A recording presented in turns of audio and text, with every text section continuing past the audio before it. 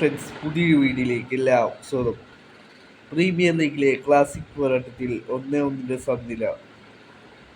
Manchester city versus Chelsea മത്സരം 1-1 സമനിലയിൽ പിരിഞ്ഞു.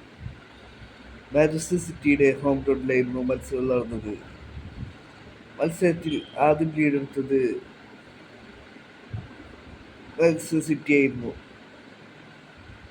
റെയിൻ ജോസിലൂടെ കളിയുടെ 42-ാം മിനിറ്റിൽ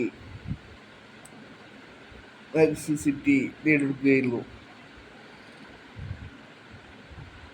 കളിയുടെ 94-ാം മിനിറ്റിലാണ് ചെൽസിയുടെ സമനില ഗോൾ വന്നത്.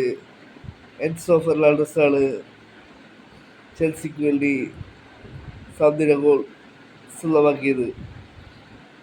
ഈ ഒരു സമനിലയോടെ സിറ്റി നിലവിൽ പ്രീമിയർ ലീഗ് പോയിന്റ് ടേബിളിൽ 2-ാം സ്ഥാനത്ത് തുടരുകയാണ്.